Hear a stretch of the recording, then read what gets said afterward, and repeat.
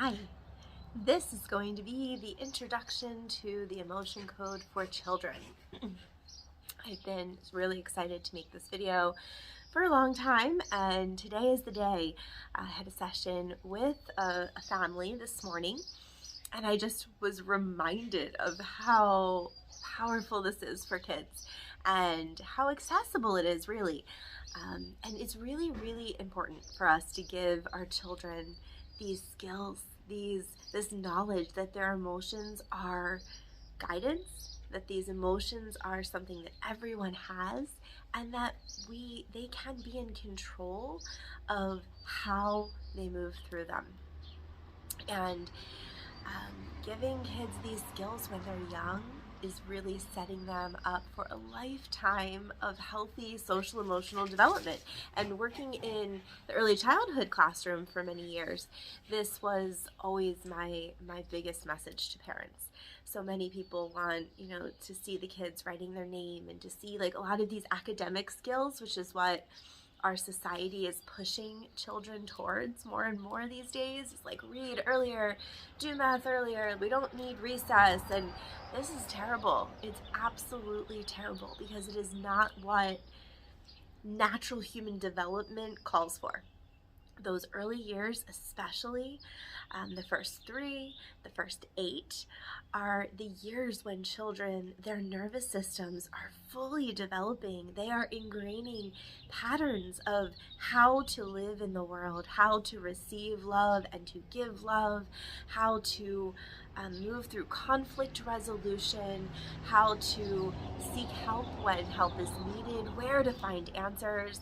So I could talk about education and kids in general all day, but I'm going to focus here on this emotional processing because there are a lot of different layers.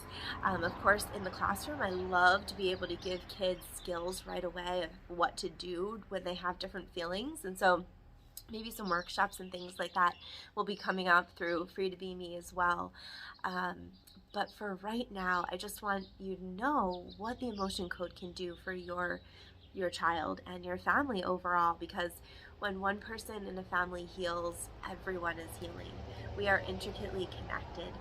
And when you as the parent or caregiver are taking care of yourself, whether it's like through the physical foods that you're eating or the fitness that you might be doing or your mental health, all of those things are going to impact your kids, not only because they're observing you, but because you are going to physically change and energetically change, and that is going to make an impact on your entire family. So I'm so excited to be able to share this with you.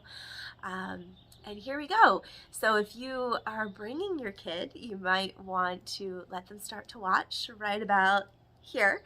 3 minutes and 15 seconds. And I'm Kim. I was a preschool teacher for over 20 years. I love, love, love being with kids. And you might be wondering, why am I watching this video? Why am I watching this lady on the screen?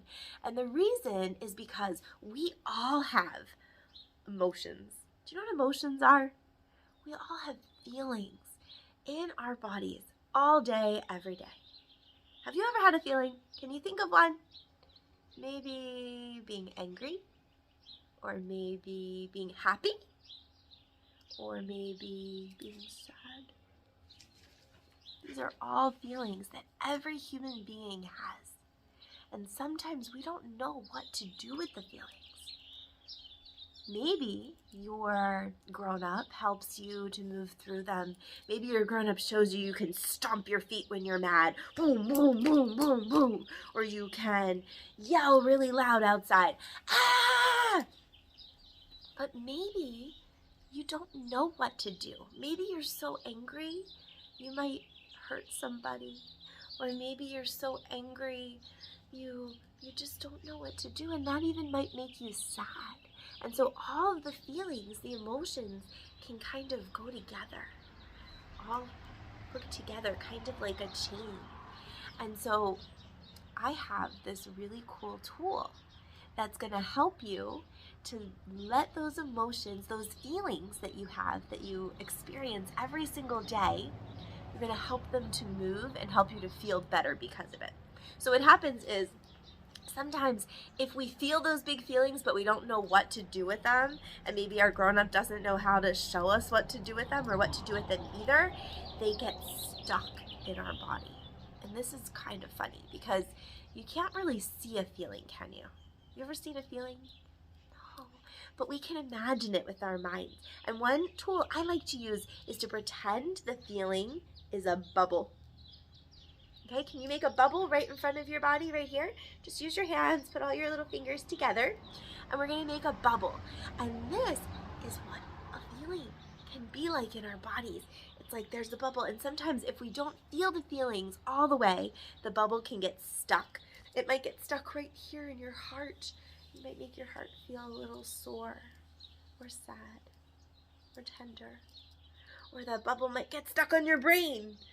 Or that bubble might get stuck on your ear, or under your armpit, or it might even get stuck on your toe. Those balls of energy, those bubbles of energy can get stuck anywhere in your body. And so when that happens, over time, there's a bunch of bubbles all over, and it can make us sick. Or it can make it hard for us to think. It can make it hard to make good decisions. Or it can make it tricky to know what to do or how to let your feelings out, even if you really want to. And so what I've got for you is a really cool tool called the emotion code. And what we do with the emotion code, it's kind of like a game, is we take these bubbles and we pop them. So they're not there anymore. They're not in our bodies. They're not getting stuck inside of us, and they don't build up all over to make us sick or to make us unhappy or to make it hard to think. Okay? And so the way we do it, I use something called muscle testing. And you don't need to know all the details about this, but it's kind of cool. I'm going to use my fingers to read your mind, or to read my mind, or whoever I'm working with, I can do this, okay? What I get to do is I say, and so for myself, my name is Kim, and I'll even connect to the little me inside. When I was a little girl, my family called me Kimmy a lot. Sometimes they still do. And so I'm going to say, I'm connecting to little Kimmy. I'm connecting to little Kimmy. And I can ask my brain, my subconscious, there's a part inside of me that I don't know all the time. I don't really know what's going on in there. They're like memories and things that happened that I just forgot about. But they're still trapped in there. They're stored in my mind like a computer. Like your video game has all the information of what might be in it. Or a storybook has everything stored inside. Our minds are like this too.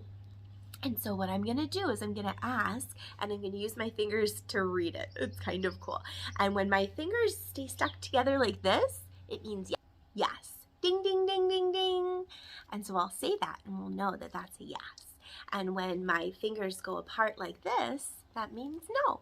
So we're just going to ask a bunch of questions that are yes or no questions. And I have a piece of paper that's just filled with all different names of feelings. And so what we're going to do is we're just going to use the names of the feelings, and we're going to find out which ones are stuck as bubbles in my body and which ones are ready to be popped so that I can feel lighter and freer and not have all this busyness in my body. And that might help me to make better decisions. It might help me to do things that I was scared to do. Or it might help me to feel stronger or braver or more just ready to go make new friends. And so these are the kinds of things that I use emotion code for. And there are all kinds of things that your family might have an idea that emotion code could help you with, whether it was making friends or something having to do with going to school, or getting a little sick a lot. There could be a lot of different things that are happening in your body that the emotion code could help with. So I'm just going to show you what it's like by asking little Kimmy inside of me, what kind of feelings, what kind of emotions are stuck inside you that are ready to go right now? And so I'm going to use my fingers to test my computer mind up here. I'm going to ask, what emotion is ready to go? Are there some? Ding, ding, ding. Yes, there are. And what is the very first one? I'm going to look at my piece of paper I have here. Is the first one in the row on the left side? Nope, it's in the row on the right side. Yeah, it's the one that has B on it. And is it in the very first row? Yes, it is. Is it the first word? Yes. Whoa, so this word, this feeling is effort unreceived. Might be a little interesting to hear. Effort unreceived. Effort is like when you do something, when you try really hard. And unreceived is when somebody doesn't take something from you. And so this word can mean, this emotion, this feeling, is kind of like if you work really, really hard and it just doesn't work out for you. Like you just keep trying to build the tower really, really high. And when you get to that last block, every time it falls down. And you just keep doing it, and every time it falls down. And then finally you're just feeling defeated. You might feel effort unreceived, like all that hard work didn't work out in the way that you wanted it to.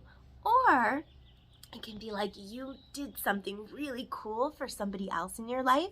Like you drew a beautiful picture, or you made a painting, and it took you a really long time. And then you brought it up to someone that you love, and you're like, here's my painting. I made this for you.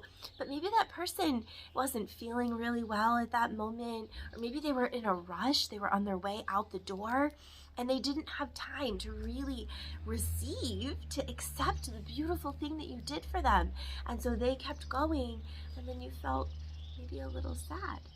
That feeling could also be effort unreceived. And so for me, the little Kimmy inside of me, at some time when I was a little girl, I felt that.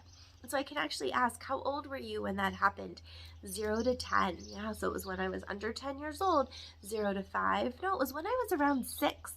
So that happened when I was 6 years old. And this process is cool because sometimes it feels like magic, and all of a sudden, boom, it's like you get an idea of what that thing was.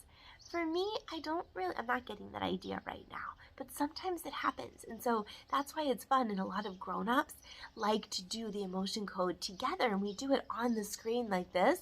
Or if they live near me, we get together and sit in a beautiful outside space like this. And when we bring up the emotion, when we use our muscles, my fingers, to test and figure out which one it is, sometimes they get a flash in their minds and they know exactly what that was. Like, hey, that was the time that I made a big, beautiful dinner and nobody liked it. Effort unreceived. I didn't get that for this one. So what I can do now is I can say, is there anything else I need to know? Nope, there's not. Can I release it now? Ding, ding, ding, ding, ding. Yeah, and here's how we're gonna release it. I'm gonna use my hand, and you can do this along with me. I use my hand, and I'm just gonna swipe it over the top of my head, and I say, let go, pop that bubble of effort unreceived. Pop, pop, pop, pop, pop that bubble. And then we're gonna finish it off with a big pop. You ready? Pop! And that emotion, that feeling bubble that was inside my body isn't there anymore. We popped it. And we can do that again and again and again. And when we do a bunch of that, sometimes it only takes one, but sometimes it takes a bunch. And the more we do, the better we feel. We're taking away energy that was never meant. Those feelings were never meant to stay stuck in our body. They were just meant to come as like a little bird, a little messenger, tweet, tweet, tweet. Here, this is how you're feeling, for you to know it and for you to really feel it, but then for it to move. But if we don't know how to really feel all of our feelings, like I said, sometimes they get stuck. And so we are going to pop them all and let ourselves feel better and better and better. So sometimes you might do it just like this with me, or sometimes I might do it all by myself.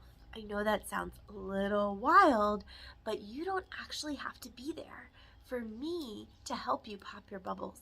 I can sit in my own room or in my nice cozy backyard, and I can think about you. As long as you say it's okay and your parents say it's okay, or your caregiver, then I can say, I am connecting to my new friend. And I can think about you, and usually I like to see a picture of your face. And then I can ask the same kinds of questions.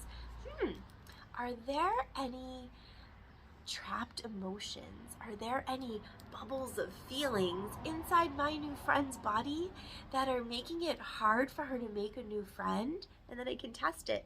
Ding, ding, ding. Yeah, I'm just pretending now, but I can find it, and then I can use my list of all the different feelings, and I can start popping bubbles.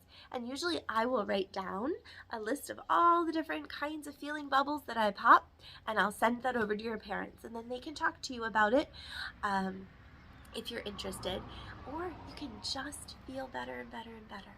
And then the idea is for us to generally all ultimately just keep feeling our feelings as much as you can. And when you let yourself feel the feelings, and when you're in it, you can even say, I have an anger bubble right now. I want to pop it. Can I pop it? And you can do this to yourself. And so this is something that everybody can do. It's called intention.